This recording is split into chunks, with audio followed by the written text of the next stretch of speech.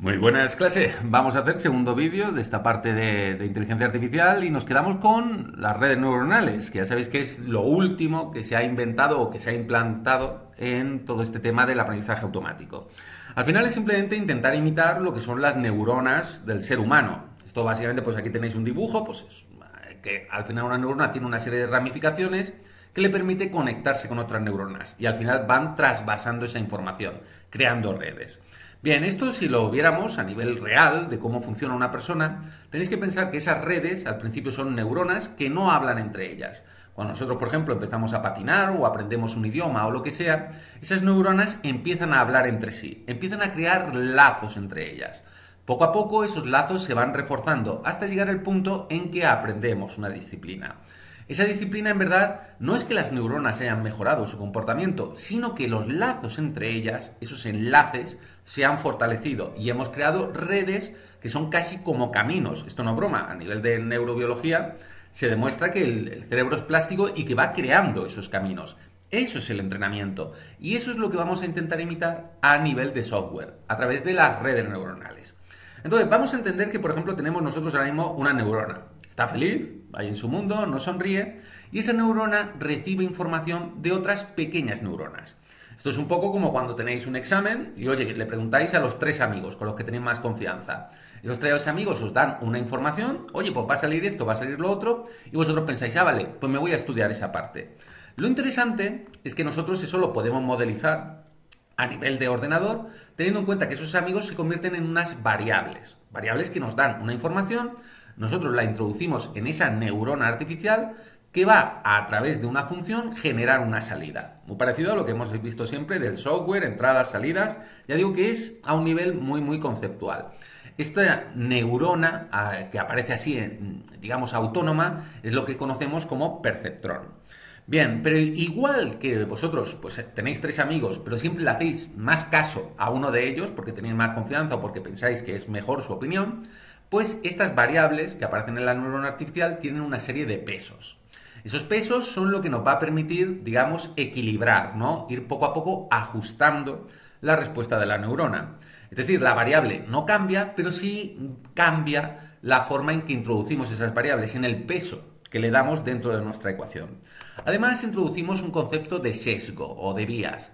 Esto ya digo que es a un nivel, si estuviéramos más avanzados, veríamos que todo esto se traslada a nivel de gráficas. Pues este sesgo nos permite mover la gráfica allí donde la necesitemos. Digamos que es un dato que nosotros manejamos para condicionar la respuesta de la neurona fuera de las variables. Es algo que manejamos a nivel de programadores, si queréis verlo así.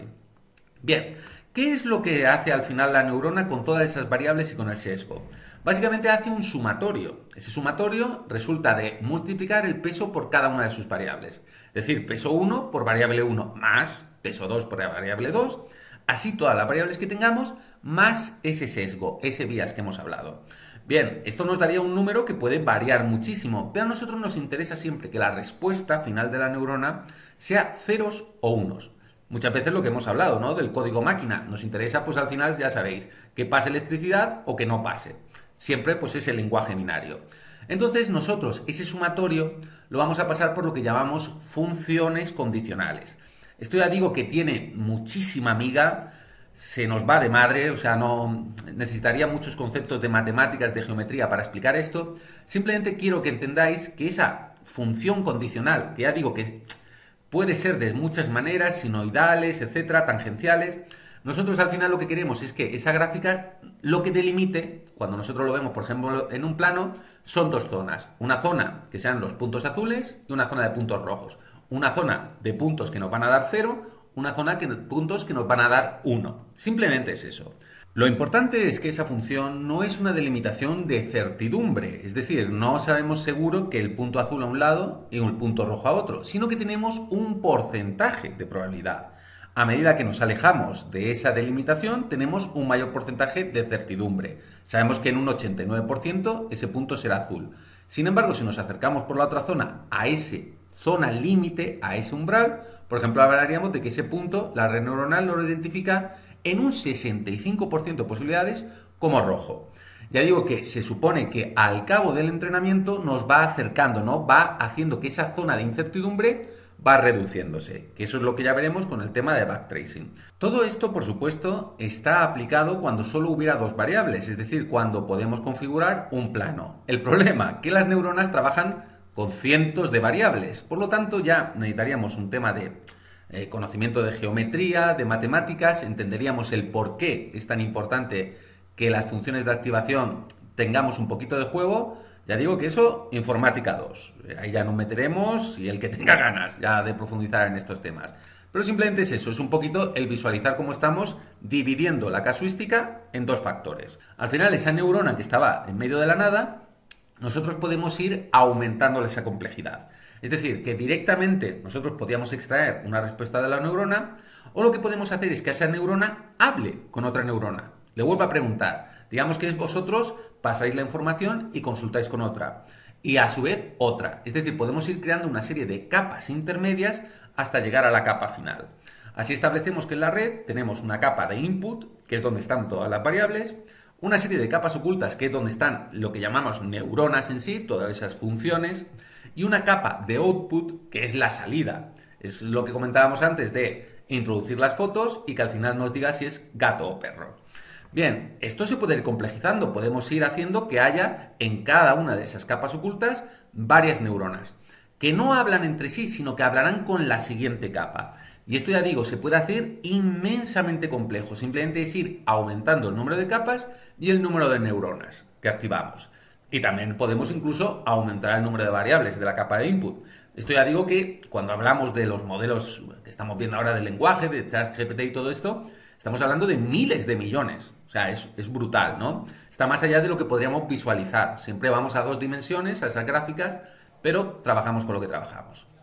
Bien, lo importante es que esa red neuronal, esas neuronas, van a ser estables, no van a cambiar. Lo que vamos a cambiar es todo ese tema de pesos, es decir, de cuál de las variables es más importante y cuáles de las neuronas son más importantes a la hora de buscar una respuesta que a nosotros nos interese. Ya digo, la red neuronal, pensad lo que es como vuestro cerebro, y puede ser que a algunos os interese aprender a patinar y otros os interese aprender bicicleta. Las dos cerebros son iguales, pero cada uno va a ir encaminado a realizar una tarea. Ese es el concepto que vamos a tener de entrenamiento de la red neuronal. ¿Cómo vamos a hacer ese entrenamiento? Yo creo que habéis visto muchas veces lo típico que os pregunta en internet, ¿eres un bot? Y os aparece, pues señala todas las fotos que son de semáforos. O, por ejemplo, como veis aquí, señala cuáles son perros y cuáles son el Kentucky Fried Chicken. Al final eso, en verdad, aunque vosotros creéis que son medidas de seguridad, lo que estáis haciendo es entrenar a inteligencias artificiales. Están aprovechando que vosotros le indicáis para ir condicionando el entrenamiento. ¿Esto qué quiere decir? Fijaos las fotos que tenemos aquí en el vídeo. Bien, de repente señalamos esa foto y le preguntamos a nuestra red neuronal que está en el ordenador que nos diga si es un perro o es un muslito de pollo. Y el ordenador dice, oye, yo creo que es un perro. Al menos en un 85%, porque ya sabéis que todo esto siempre va en torno a porcentajes. Todo esto de la red neuronal nunca va a tener una certeza, nunca va a ser un sí o un no absoluto, sino que él va disgregando. Cuanto más cerca esté de ese umbral que veíamos en la función de activación, pues ahí estará intentando acertar lo máximo posible, ¿no? Tiene cierta certidumbre.